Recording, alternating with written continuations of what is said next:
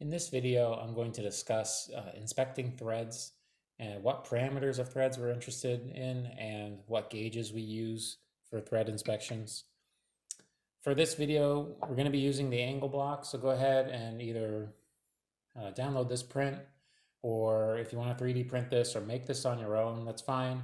Otherwise, just grab any part that has an internal thread and another part that has an external thread. I'm actually going to use a bolt for the external thread part of it and the angle block part for the internal thread. So go grab one of those while you follow along. Preferably what you have thread gauges for, if you know what thread gauges are, if you've already got some thread gauges. But before we get started with the gauges and the inspections, we're going to do a quick screw thread review, and we're going to discuss the parts of the thread that we're interested in as inspectors. For the most part, machining people who are machining these threads, making these threads, they have many more parameters that they're interested, such as the crest profiles and the shape of the thread, the pitch the thread engagement ratios. I'm not a machinist. There's a lot of parameters that they're interested in. I simplified this diagram down to just what inspectors are really interested in. And the main one we're interested in is the pitch diameter. The pitch diameter determines the working diameter where the threads mesh together and either lock or roll if it's a rolling thread, a moving assembly. But the pitch diameter is roughly halfway from the bottom to the top of the crest, and it's actually, well, we're going to go into the definition later. I have a picture. Some other parameters that I'll throw out, I'll mention the minor diameter is the smallest diameter that is on the thread, so it'd be from the root to root on both sides, and the major diameter is going to be across the crests on either side. The pitch is going to be how tightly each thread rotation is to the next rotation, how tight that distance is, and we define it as threads per inch. So if it's 16 threads per inch, there's 16 rotations in 1 inch. If it's 10, there's 10 rotations in 1 inch.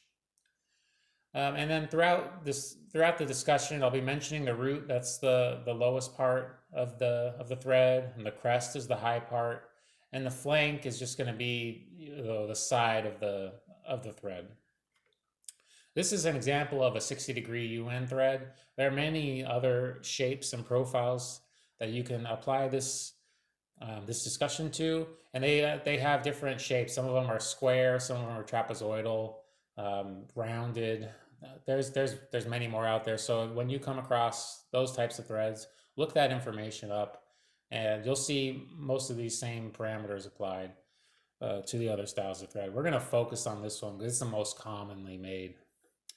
For the internal thread, it's the exact same thing. There's no difference. I'll even flip back and forth between internal and external. The major is still the largest part, but now the root is I forgot to flip the root and the crest.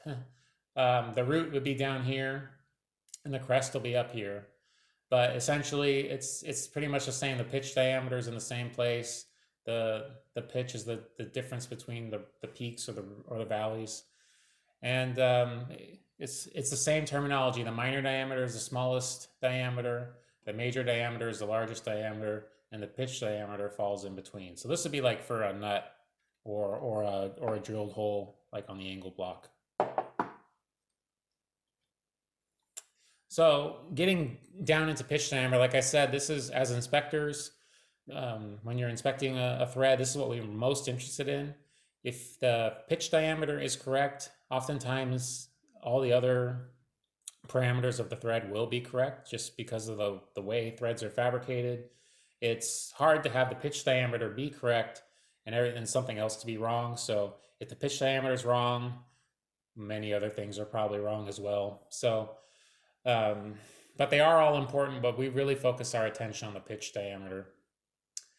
We have pitch diameter gauges. We call them plug gauges and ring gauges. So plug gauges will check holes, and ring gauges will check external threads, such as the bolt we're talking about. And as I mentioned, the pitch diameter is, approximately halfway down the flank. And the actual definition is when, this gap between the crests equals to the crest thickness. So when as you slide up or down, there'll be different thicknesses, but when they're equal, that's where the pitch diameter sits. And we draw these circles to represent where the pitch diameter is. So these are meant to represent like a cylinder sitting in that valley there, right at the pitch diameter. And if you read ANSI ASME Y 14.5 Rule 3, they will go into a little bit more detail. But this is essentially it. Whether it's internal or external, it looks just like this. So but for inspectors, we don't really necessarily need to know, this exactly, but it's nice to know what the pitch diameter is, because it's basically about halfway down from the peak to the valley. And actually, I'll say the pitch is the same, no matter whether you go peak to peak, whether you go valley to valley, or whether you're going half pitch is in the valley, or half pitch on the crest. Either way, the flank distances are the same, about halfway down. So screw thread identification. When you're looking at your drawings and your blueprints, they're going to call out in this format. They're going to start off with the diameter, then they're going to give a pitch, then they're going to give a thread series, and then they're going to give the thread class. So 3/8 16 UN 2B, 3/8 is the nominal diameter, 16 pitch, so 16 threads in 1 inch. And when we convert that to a decimal, we just put 1 divided by 16 to get 0.0625. This will come up in some of our calculations later. UN is the thread series, so Unified National, nothing to verify this really. The thread shape, of course, but as we buy thread gauges for 3/8 16 UN, we're going to be verifying that. So 2B and 2A, this is where there's you need to pay a little bit of attention. A B call out is an internal thread. So this tapped hole on the angle block here is called out as a 2B because the B represents internal thread. The A represents external thread. So that might be like the bolt that goes into the hole. So the bolt would be A, the hole will be B. The number 2 is relative to a thread's, jump ahead, a thread class. So when you're talking about 1, 2, or 3, 1 is a loose fit, 2 is a typical fit, and 3 is a tight fit. Whether you're talking about nuts or bolts, internal or external. When you're dealing with tapered threads, you're going to have an MPT series, L1, L2, L3, that follows the same trend. And Acme threads, 1G, 2G, 3G. As you get larger numbers, gets tighter and tighter fit. So your most of your career, you're going to see the class 2, 2A, 2B. That's for most mechanical assembly purposes. Those are fine. You might see 3A and 3B if you're designing a gauge, something that needs really smooth operation. It gives a tighter fit, reduces any looseness that might be in the thread. A lot of gauges, they're going to have a nice smooth thread. So they're not going to be class 2, they're going to be class 3 or even held tighter than that. Jumping back, we talk about our thread series. We have some common ones: UN, UNC, which is Unified National Course, UNF, which is for fine, UNEF, which is extra fine, and UNS is special or non-standard. So there are standards when you talk about matching up a bolt diameter and a pitch. There are standard ones that are commonly available so that they're made in high volume. and they're easy to find gauges for because they're made in high volume. But you actually, as as an engineer, as a machine shop, you can make any diameter and any pitch you want. So a lot of them will be special for special applications, and you'll define that as UNS. The reason people use special threads is sometimes clearances are tight and maybe the pitch is too coarse or too fine. It doesn't work for them. They need a really specific pitch to make this application work.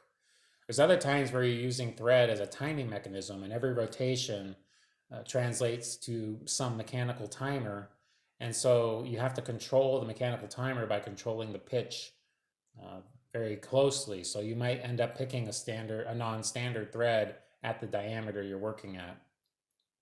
And there's no universal, standard pitch, because as the diameters change, the standard thread pitches change with them. So in this example, the 3/4, if you're going to be UN, you're 12, 28, and 32.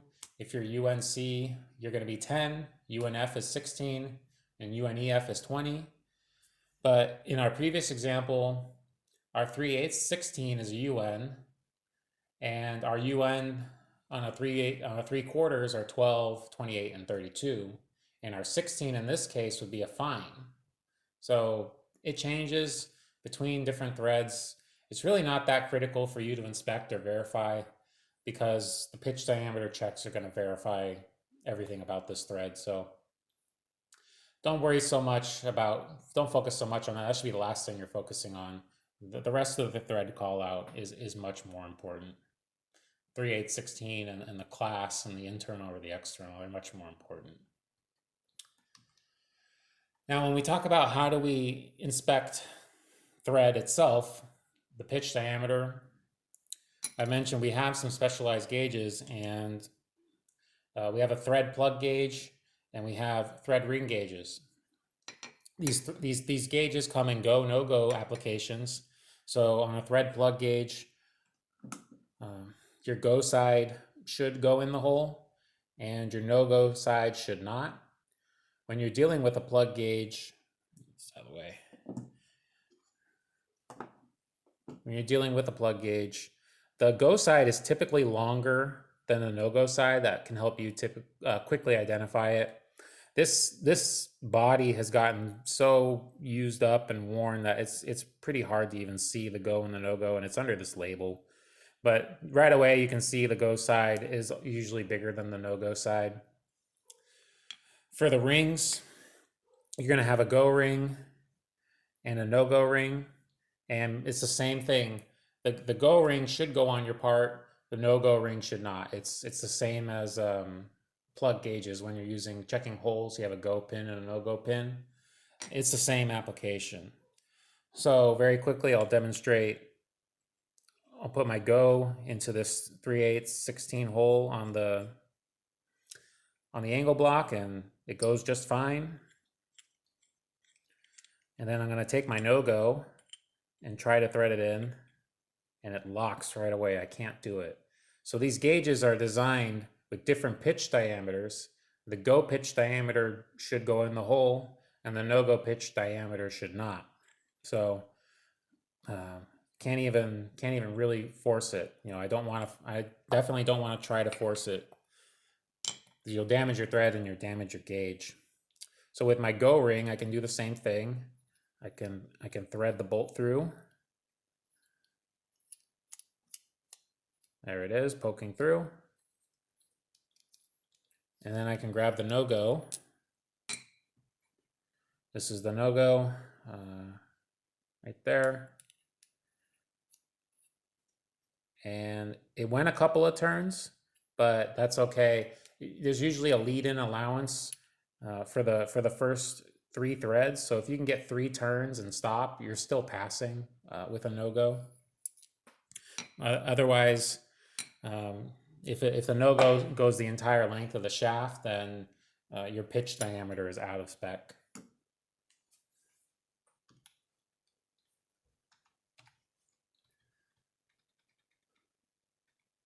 Oops, a little too far. So Let's compare threads and ring gauges. So plug gauges check external threads, ring gauges. Oh, plug gauges check internal threads. This is a typo. Plug gauges check internal threads. Ring gauges check external threads. Plugs are solid pieces. Rings are adjustable.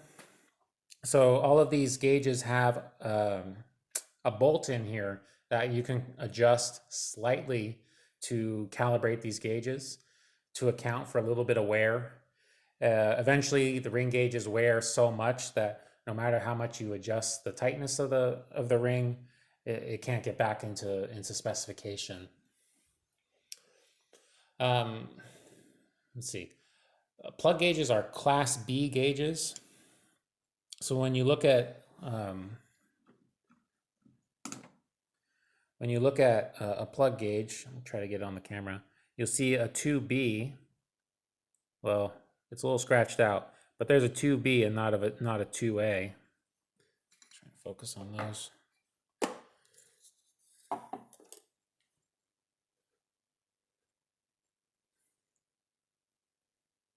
Right there, 2B. And a ring gauge is going to say 2A. And that corresponds to our holes. So our hole for a plug gauge is a 2B hole. So we use a 2B gauge. And for an external thread, we have a 2A thread and a 2A gauge. Now, if you have a 2A thread and a 3A gauge, or a 2A gauge and a 3A thread, that may or may not be interchangeable. The numbers, when you're dealing with class 2 and class 3, change what's allowable for pitch diameter or not, so you can't always interchange them. But for the most part, they're still going to be very similar, very close, but there'll be minor differences. Oh, and let me show you that bolt while I've got the second camera up. So this gauge, it's exposed. There's a bolt here you can adjust, and another one on this side. Maybe that's a nut. This one's covered in wax so that you can't accidentally damage it. No dirt or debris can get in there, so that's very common as well.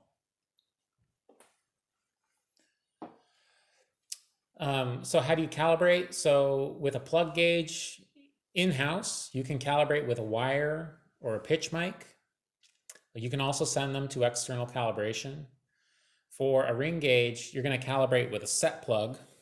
So I have a set plug here, looks exactly like a plug gauge, but it's not. It has different pitch diameter tolerances, and the pitch diameters are, so the go will go on one side and the no-go will go on one side. So I'm put up the go.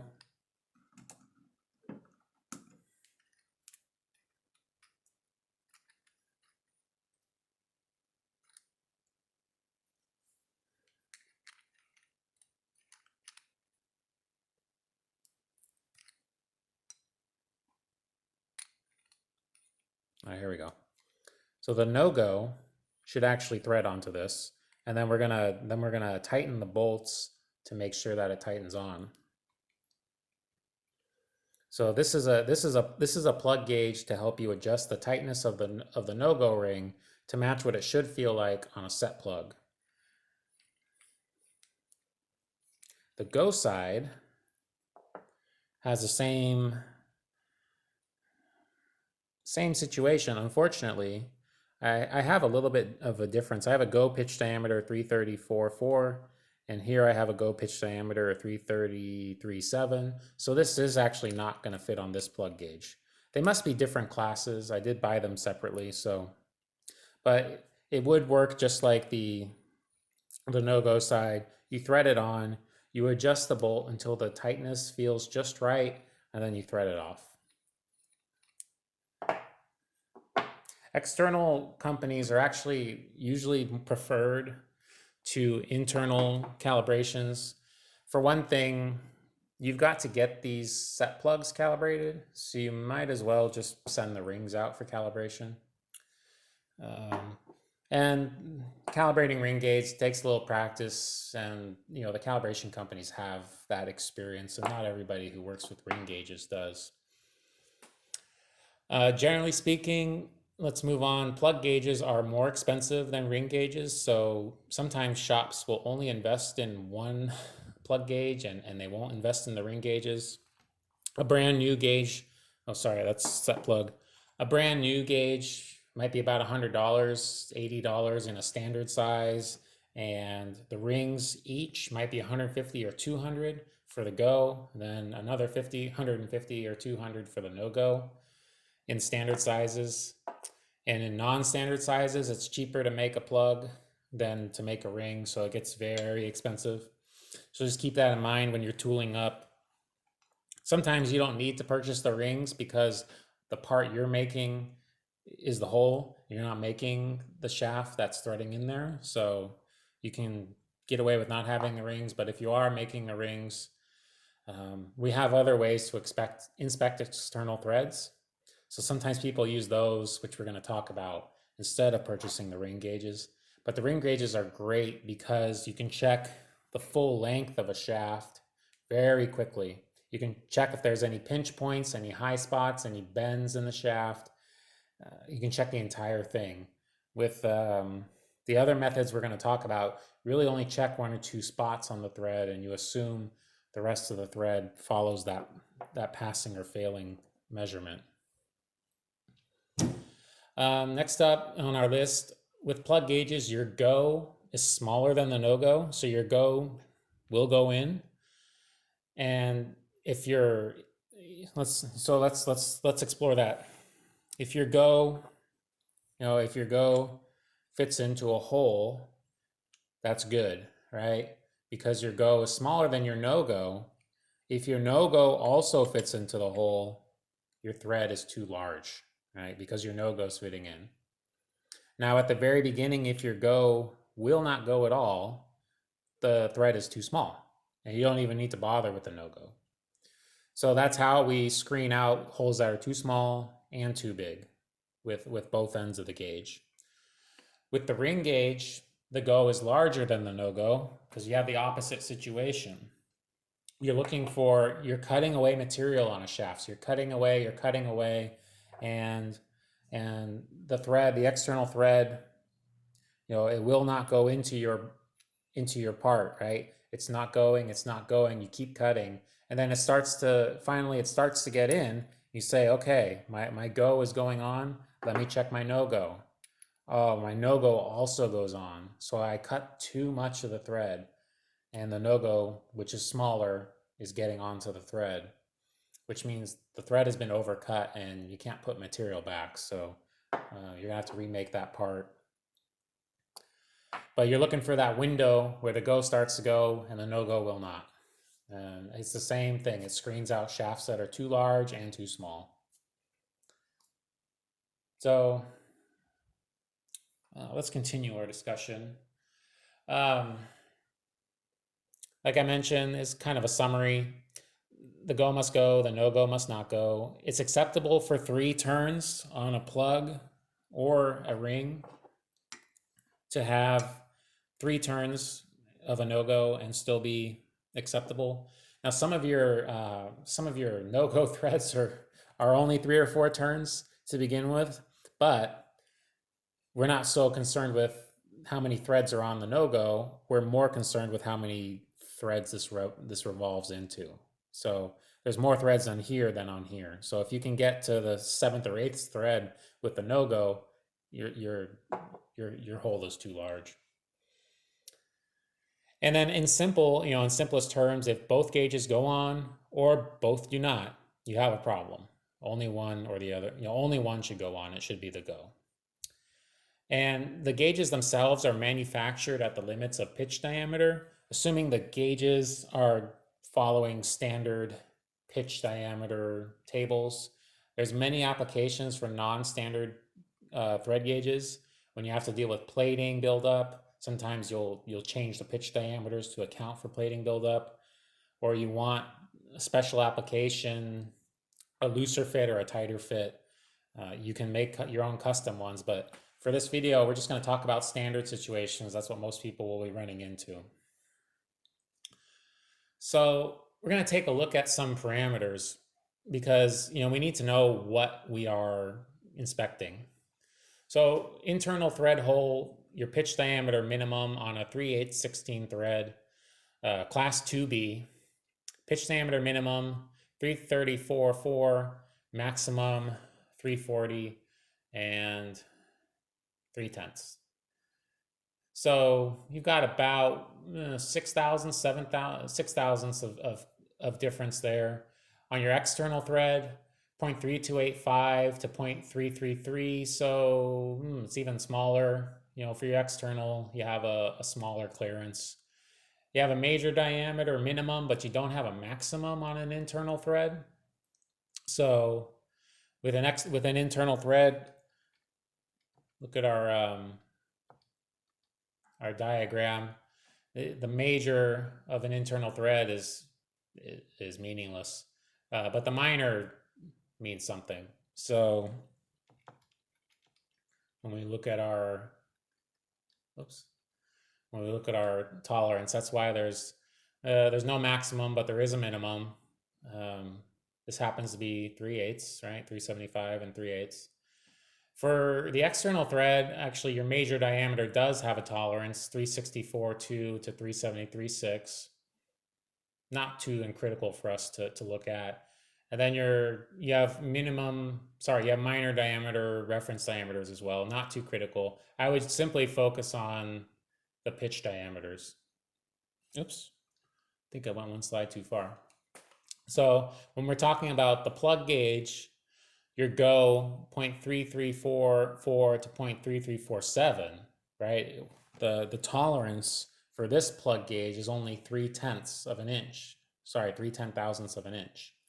And your no-go side is 0.3400 to 0.3403. Again, that's only 3/10ths of tolerance. So when you're making these parts, these gauges, the manufacturers are held to a very, very tight tolerance. That's why they're ground to precision diameters. The ring gauges, we take a look at the go side, 0.3327, 0.3330, 3/10ths of tolerance also. And the no-go, 0.3285 to 0.3288, 3/10ths of tolerance. So even these rings, that's part of the expense. It's a lot harder to manufacture the rings to a tight tolerance than the plugs. So I mentioned, our thread has a pitch diameter minimum and a maximum, and our gauges have a pitch diameter minimum and a maximum. So there's a little tolerance that the gauge manufacturers are allowed a tolerance to make these. And that tolerance, if you look closely, 0.3403 is right here, 0.3403. And so you lose about 3/10ths of the thread tolerance just to make the gauge. So if the gauge is made at 0.3400, you've actually lost a little bit of your thread tolerance, and that's just the accepted industry standard that the gauge manufacturers need some tolerance, and they rob it from one of the ends of the thread. On the other side, right, you have 0.3330, 0.3330, 0.3285, 0.3285. So you got the same situation. Your go side, your minimum and your maximum are both being shrunk by 3/10,000ths of an inch to allow the gauge manufacturers a little bit of tolerance. So it's going to be very rare that you happen to get a part that is actually within spec according to the thread parameters, but your gauge is just on the wrong end of the tolerance and there's a little bit of overlap and it doesn't work. That's going to be very rare because of the way this is set up, but it is possible. It is possible you could have a thread right on the edge of tolerance and a gauge right on the edge of tolerance, and they've passed each other and they don't go together. But both of them are within their respective tolerance. But again, very rare. I don't think I've come across it, although I have checked a lot of threads. So let's take a quick calculation. What is the gap between the smallest hole and the largest shaft? So the smallest hole is a 0.3344. The largest shaft is a 0.3330. So you have 1,000th and 4/10 of clearance. So that would be a very tight fit, but it would still go. The gap between the biggest hole and the smallest shaft, it's going to be your loosest fit, is 11 thousandths and 8/10. So if you're just going by feel between parts, you could have a very tight fit with 1,000th of clearance and 4/10, or you could have a loose fit with 11 thousandths and 8/10, and they'd both be in spec, right? You just happen to get the extremes of your tolerances stacked up together. So I know a lot of people have gone by feel and they say, oh, this feels loose or this feels tight. I think there's something wrong. But, the difference between 1.4 thousandths and 11.8 thousandths is really big when you're just going by feel. So that's why we have the thread gauges, to get away from just going off of feel.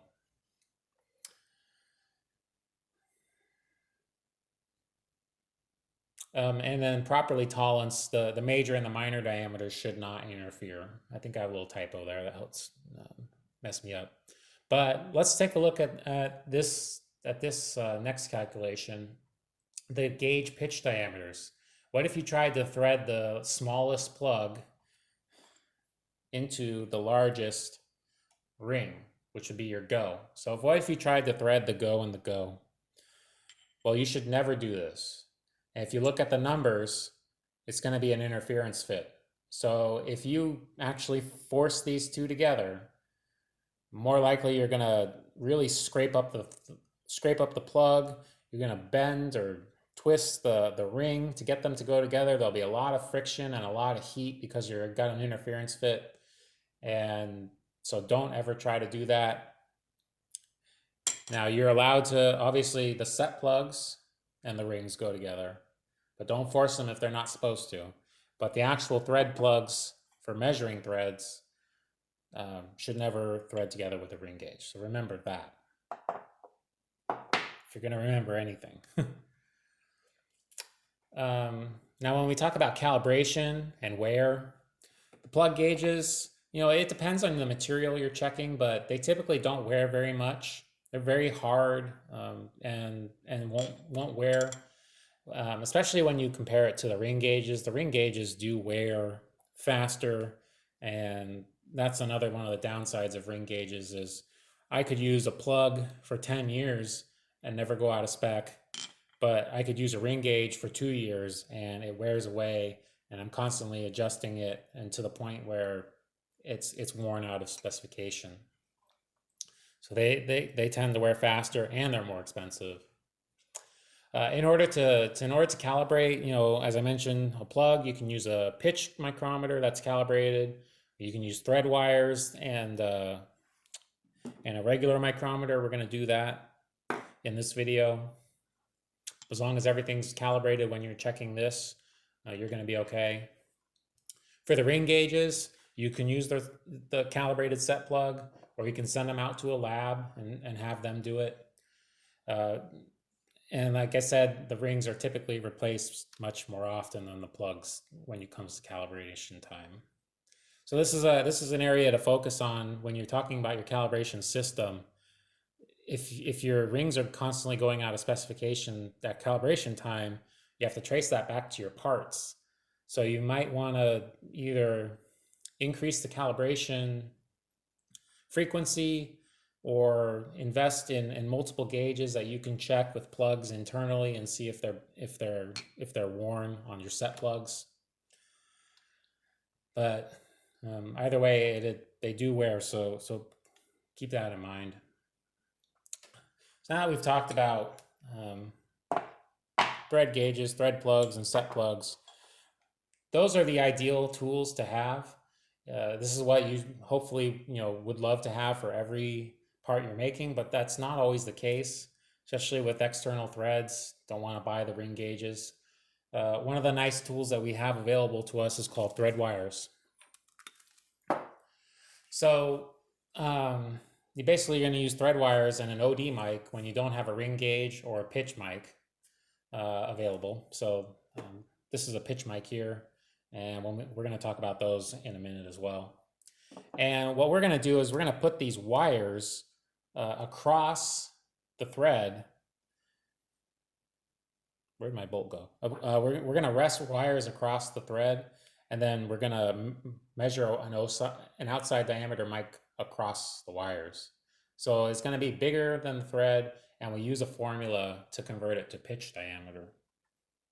So what that looks like, you know, your chart, your threads will have a chart. Your wires, I should say, your wires will have a chart to tell you which wires to grab, and then you will hold the wires inside the thread and take a micrometer across those wires. And then there's a formula there you can use. There's actually a few ways you can calculate this, but this is the most basic, common formula available. You take your measurement over wires, which is across the outside micrometer.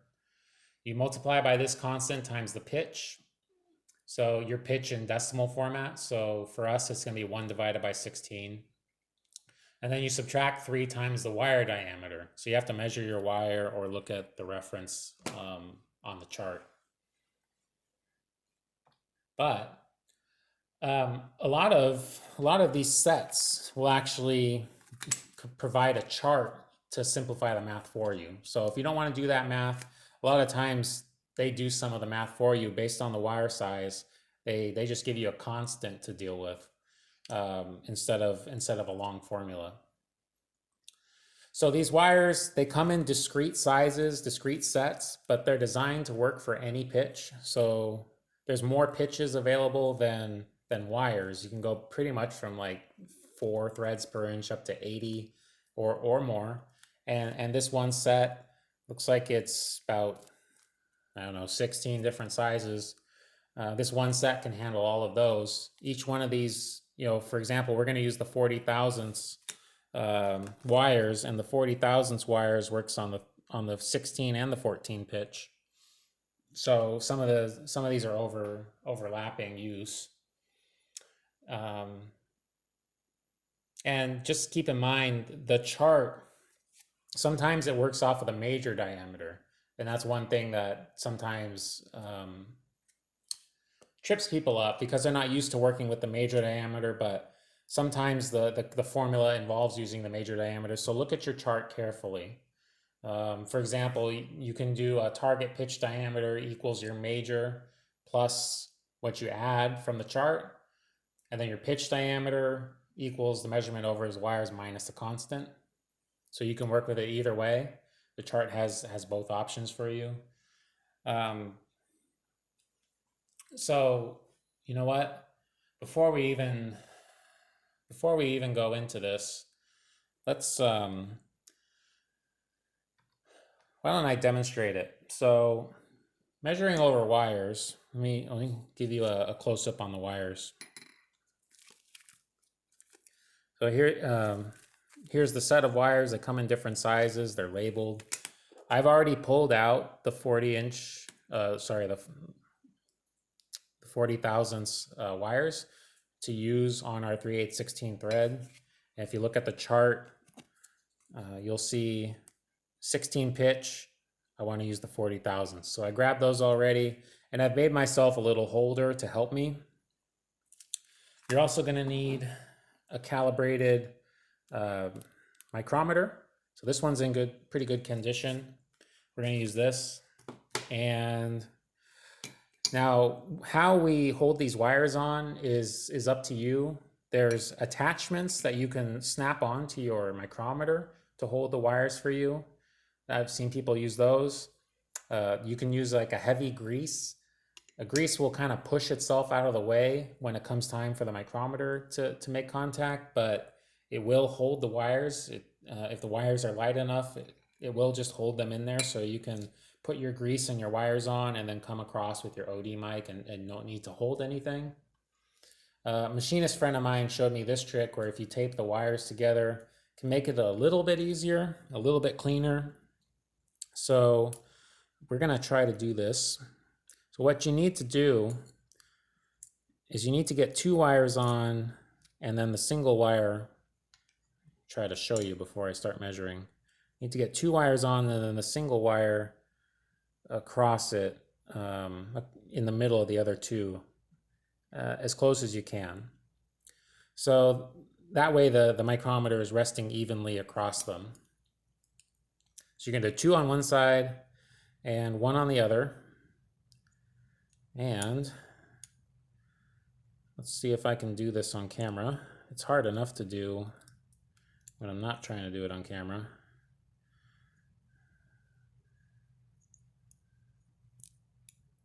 So I'm going to try to register one side and then bring in the micrometer.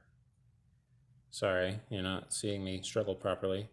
So I'm registering on the 2 pins, and well, last pin snuck out. But I'm gonna sneak the last pin in. Oops, well, good thing I dropped the bolt, not a gauge. So let's try this again. I really like using the grease because there's less things to hold. But you know, feel free to experiment with what you like. Yeah.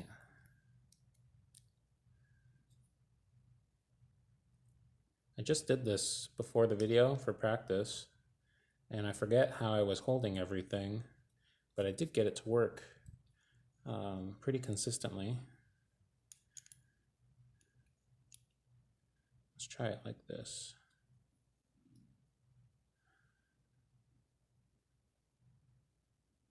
All right, I know my fingers are in the way. It's gonna be hard to see what's going on. I almost had it.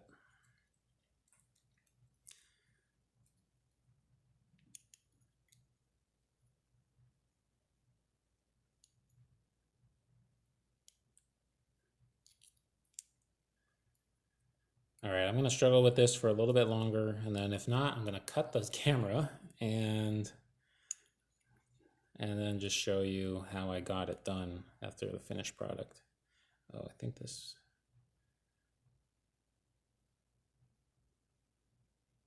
All right, I think I got it.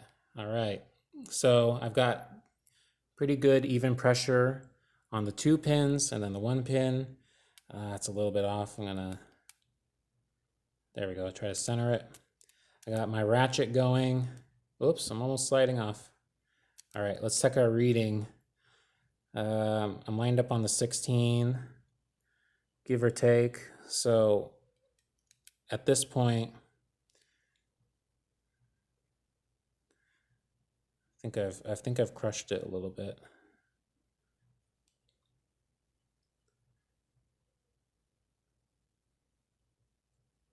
Oh no, it popped out. So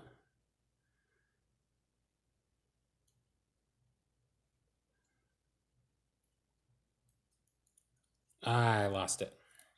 So I was at the 16. So I'll put it back to where I had it. Took a good look. I think it was a little bit more. So that's how you do it. Let's write down our measurement over wires. I'll give it one last shot, see if I can show it on camera a little better. But I'm at 0.375 plus 16, so 0.385, 0.391 and a half. Let me give it one more shot. I think I was getting the hang of it.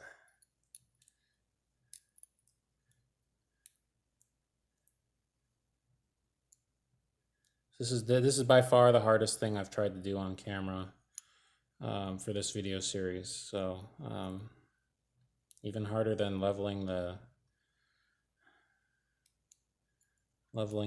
lightweight part on the jacks.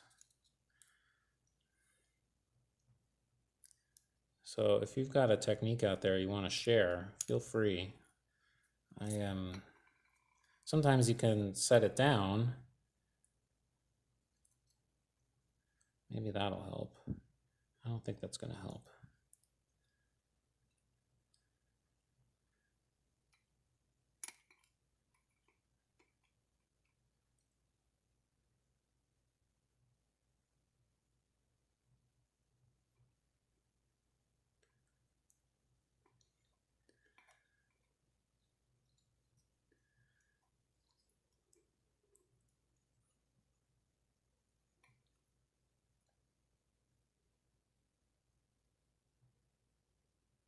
Okay, that's not bad. I hope you can see that. I actually feel like this is a better reading than before. It feels snug. It looks like it should. Let's try to look at it. So one wire, it's not quite on center. Oh man, do I even try it? I'm gonna try to center it. There we go. I lost it. Can I get it back?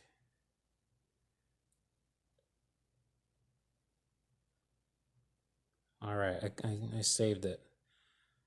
So now I'm at about the 18 and 2/10, let's say. I feel like this is snugger.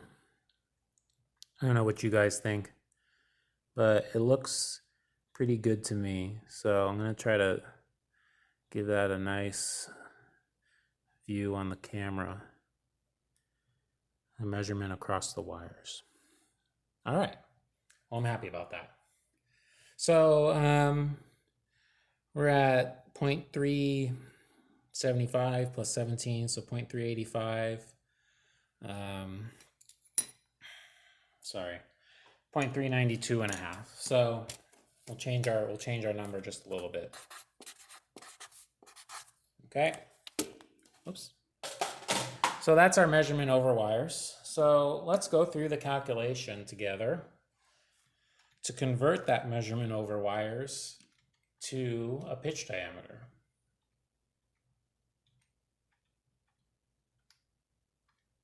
All right.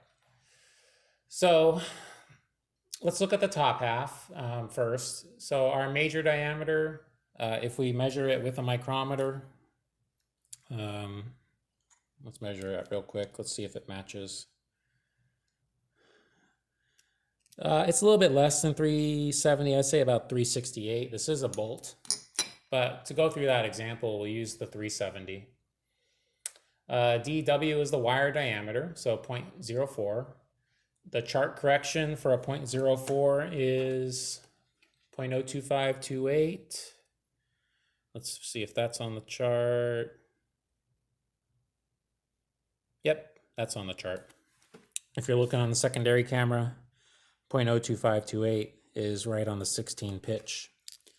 And then our target measurement over wires would be the major diameter plus that correction from the chart. So 395.3 was our target, and I ended up with 392.5. So we're pretty close. Now we have a couple methods. We can do the pitch diameter formula, plug all that in. In this example, we plugged in 0.3936 as a measurement over wires, and we ended up with a pitch diameter of 0.3297.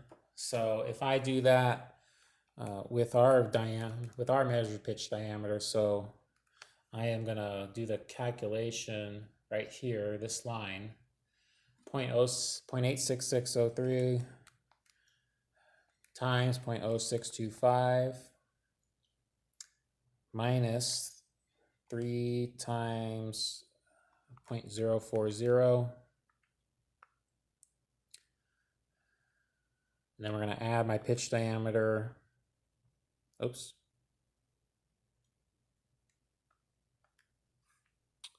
.3925.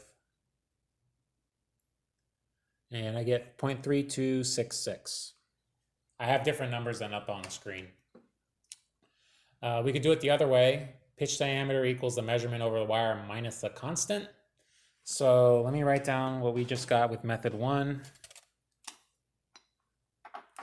With method 1, my mathematical formula ended up being 0.3266. And method 2, we're going to do the measurement over the wires minus the constant. So our measurement over wire is 0.3925. The constant is 0.06587. That constant comes from the chart.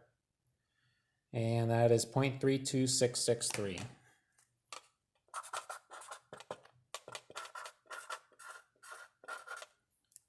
So flipping back to the secondary camera so you can see my calculations.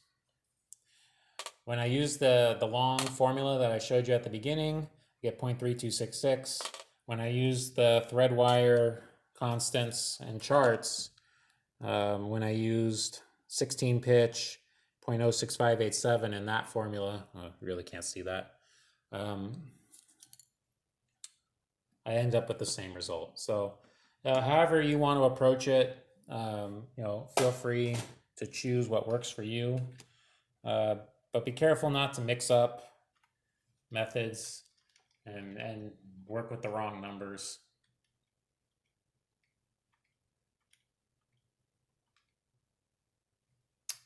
And that last tip, measure your wires. Use your mics, actually measure your wires. And when you do these calculations, it might actually improve your accuracy, because these wires actually not made to great accuracy. Sometimes they'll be 1,000th or a half thousand smaller. And when you throw that into the formulas, it actually has a big effect. So I recommend you measure them if you're really working on something tight tolerance for a thread. So for an external thread, we ended up in the example on the screen here, it ended up with 0.3297. And for our example, we ended up 0.3266 off of the bolt. So let's check, are we in tolerance? And 0.3266 is not in tolerance. However, this is a bolt. It may not be made to class 2 specs, and probably is a class 1 bolt, which would have different numbers. So it doesn't really change anything. We wouldn't apply the wrong specification to a bolt if it's supposed to be class 1. I would need to pull new numbers and get those, because a class 1 is going to be different. All those numbers are specific to the class 2 here. But either way, if I'm treating this as a class 2, it fails. But because I know it's a bolt, I don't actually think it is a class 2. It could be. But in the example I had up in the PowerPoint slides, the part that was made, it's just barely in tolerance. So that 329 does just barely fit out the low end of the tolerance here. So it passes. All right, so before we move on to pitch micrometers, we're going to take a quick break, reset, and continue. Hope you learned a little bit about using thread wires and how difficult they can be, but they actually are a great tool. Same thing with the thread and the ring gauges. I really like using thread wires, plug gauges, ring gauges. So we're going to continue our discussion in a minute. So why don't you hold on a second? Thanks.